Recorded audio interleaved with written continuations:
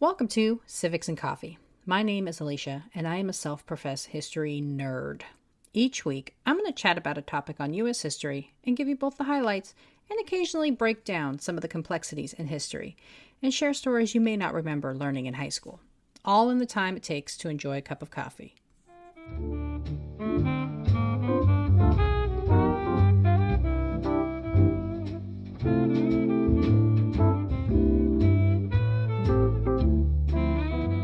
Welcome back, everybody. This week, I'm diving into another listener request.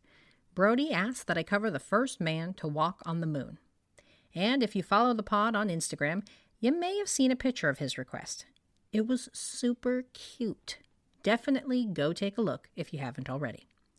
I will admit, I knew very little about the details surrounding the Apollo 11 mission and the space program in general.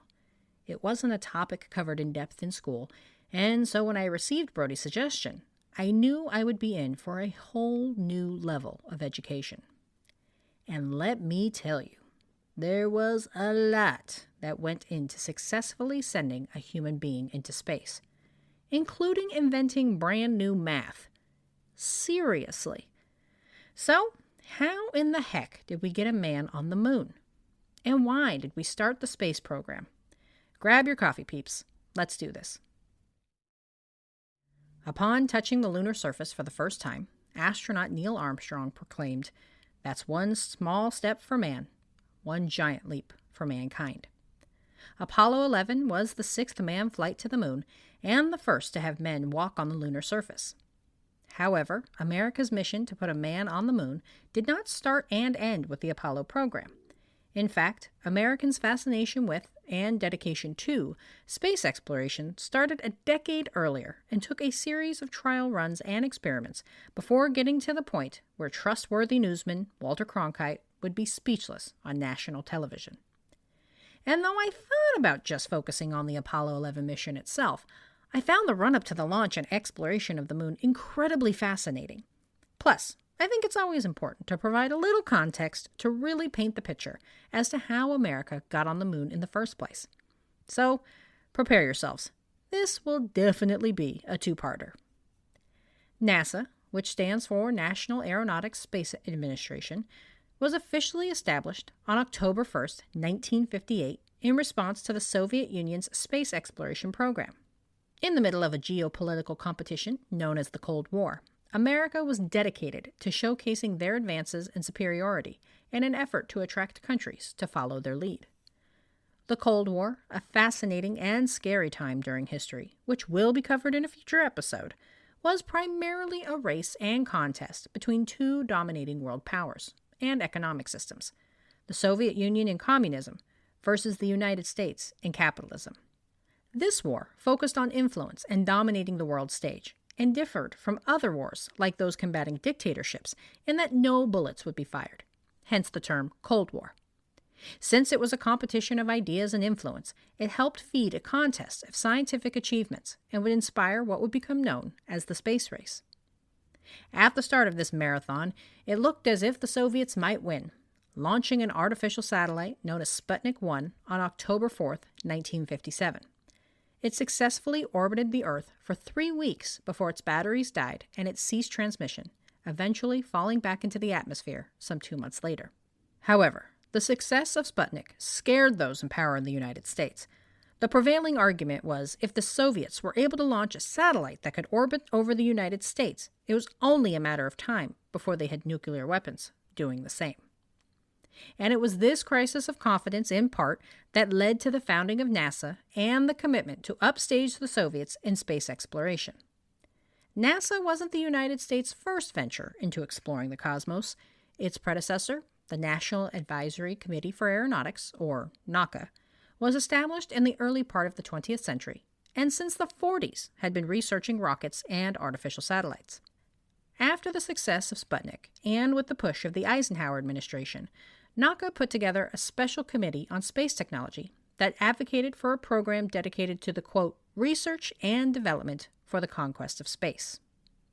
And on July 29, 1958, President Eisenhower signed the National Aeronautics and Space Act, and NASA was officially born.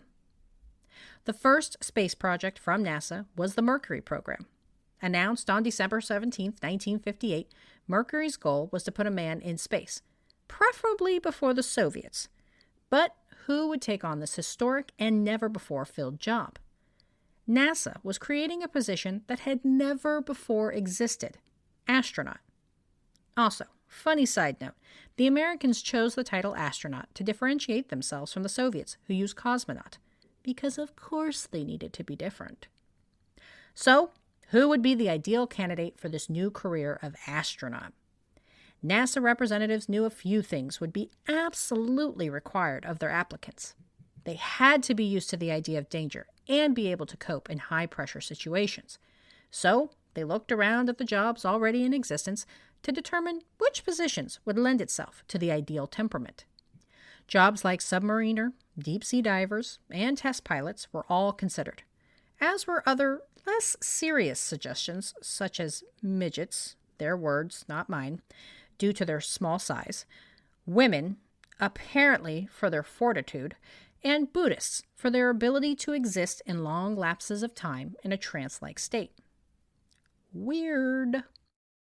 Ultimately, military test pilots were selected as the perfect drafting pool. In NASA's opinion, military pilots were ideal as they had already gone through security clearance and review, would be familiar with pressure suits and complex cockpits. NASA knew whoever took the job would have a steep learning curve.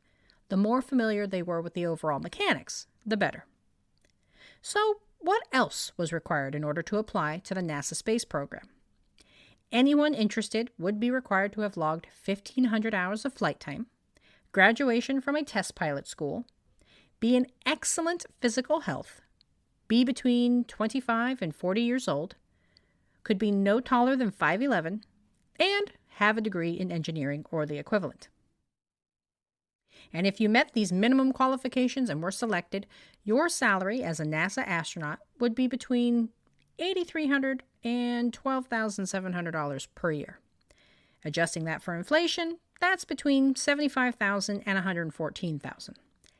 Definitely not a salary to sneeze at, but also not sure how much money I would need to be comfortable risking my life. But that's just me. Of the applicants, 508 military test pilots were pulled, which eventually narrowed down to just 7. Included in the original 7 was Alan Shepard and John Glenn, who would make their own history in the space program. Shepard is known as the first American launched into space, and Glenn would be the first American to orbit the Earth. However, though they tried their hardest, America would be left with egg on their face once again when cosmonaut Yuri Gagarin successfully orbited the Earth on April 12, 1961. It would take just another month for the American Shepard to reach the same feat, launching successfully on May 5th. Also, my apologies to any Russian listeners. I tried very hard to get Yuri's last name right. Americans were very disappointed and were beginning to think they would always come in second to the Soviet Union when it came to exploring the stars. Trying to reframe the space race and put both superpowers on a level playing field, newly elected President John F. Kennedy addressed Congress on May 25th and, in asking for a large increase in funding, proclaimed the new space challenge should be putting a man on the moon by the end of the decade. Therefore, ask the Congress, above and beyond the increases I had earlier requested for space activities, to provide the funds which are needed to meet the following national goals. First, I believe that this nation should commit itself to achieving the goal, before this decade is out, of landing a man on the moon and returning him safely to the Earth. No single space project in this period will be more impressive to mankind or more important for the long-range exploration of space, and none will be so difficult or expensive to accomplish. Since neither country had accomplished this, and neither country had the technology nor rocket power to complete the mission at the time, Kennedy's announcement was seen as a true competition of who had the best scientists, and by extension, who had the better country. The idea of sending a man to the moon seemed like an act of fiction. Many thought the proposal of a human landing on the lunar surface was the thing of movies and novels. However, with funding and support of the federal government, plans continued to figure out the best way to put a man on the moon. Although NASA had experienced success with the Mercury missions, they knew they were not ready to make the jump to a manned lunar landing just yet. They still needed additional technology, development, and a whole lot more testing. In an effort to bridge the gap and to keep people interested, NASA announced the Gemini program. Gemini would act as the transitional mission between Mercury and the expedition that would put a man on the moon, Apollo.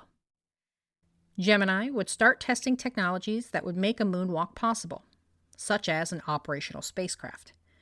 During Mercury, the main mission was just to confirm human beings could survive in space and to monitor the impacts of space launch on the human body, so control of the actual spacecraft was done remotely on Earth, like the largest, most expensive, and farthest-ranging drone you could ever imagine.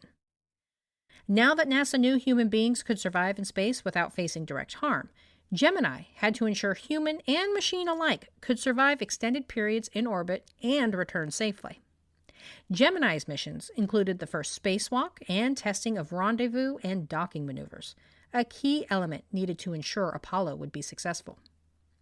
Still losing to the Soviets, Gemini's first crewed mission would not launch until March 23, 1965, 5 months after the USSR launched the Vostok 3KV in October of 1964.